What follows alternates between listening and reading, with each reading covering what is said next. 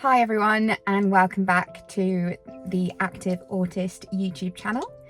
I'm Rhiannon and I have lost over £100 by prioritising my health.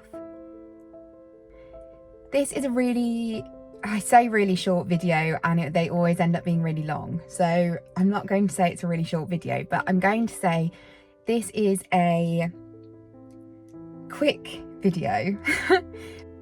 I feel really inspired today.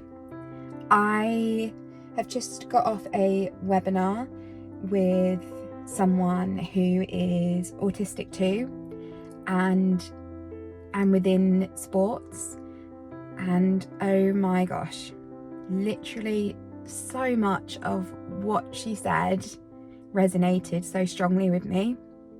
I could have cried. I think I might.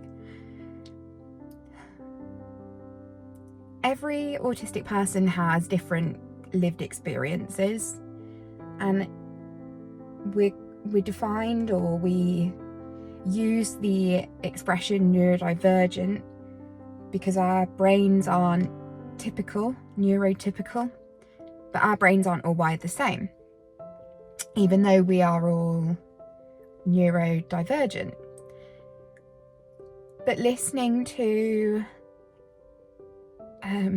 this webinar today,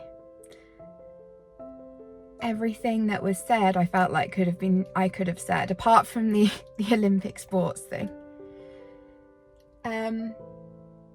It's fantastic. It felt like me, and I've never heard, and maybe I'm not in the right circles, but I have just never heard somebody speak about autism and sensory overwhelm in a way that means something to me, and just is very similar to my own lived experiences. Gosh, very similar. And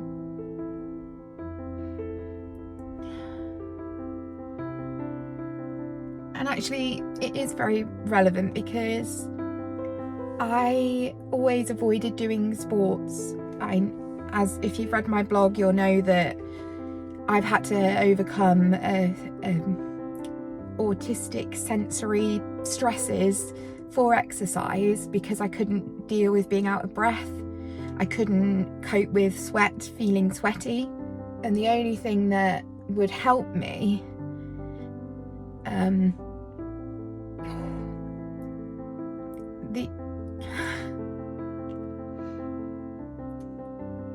the only sport that I really enjoyed was horse riding. And if you've read my recent blog, one of the recent ones, you'll know why. I was so lucky to have I had a pony. She's my best friend. And sorry. Okay. Horse riding with that pony was the thing that calmed me and balanced my mind, settled my mind. And that's the same way. I've not said her name because I'm afraid that I'm going to say it wrong, but I think it's Caragh. I'm so sorry if I said it wrong. Caragh, maybe. The way that you, if you ever watch this, described the feeling you would get going onto the water, that's what I would get when I spent time with my mare. And she is gone now. And so there are two things now that come close to that feeling. And I've tried having another horse, it's not the same. And that is going to the gym and pushing my body and being I can be in my own world, but I had to learn how to get to that place.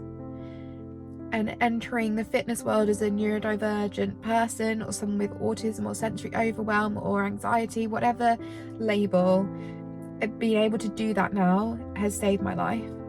And actually by talking about it is the other way. By talking about being different helps me achieve that sense of calm in my brain. So all I want to do now is actually, not now, I mean in general, I've been feeling like this for a while, is to inspire people who may not have found their horse, may not have found their water because of their own challenges that they have because of their non-neurotypical brain.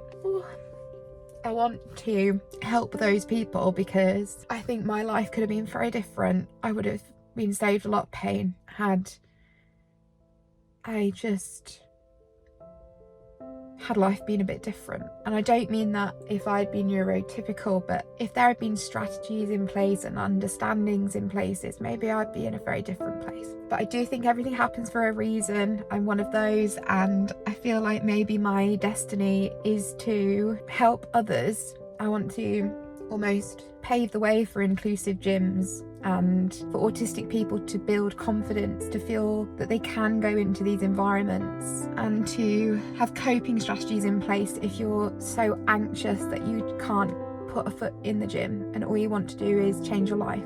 That's what I feel I should be doing. Anyway, I'm actually going to the gym. I did ask someone the other day if crying burns calories. Apparently it does, so that's good, because my nutrition has not been on point this week. There's been quite a lot going on, and it's fine because that happens, but it does, I do have to draw a line because it is getting a bit ridiculous. But I haven't stopped going to the gym. I've managed to maintain that discipline and keep going. In fact, yesterday I went twice. I did a heavy session and then I went back with my friend, someone who actually couldn't go to the gym, and reached out, and now we go together multiple times a week and it's great. So yeah, I'm off to the gym. Turned out longer than I hoped. What are we on? A little, yeah, too long. But have a great day. Thank you for listening. Sorry for being emotional again. Apparently that's my thing right now. I'm sure it'll pass.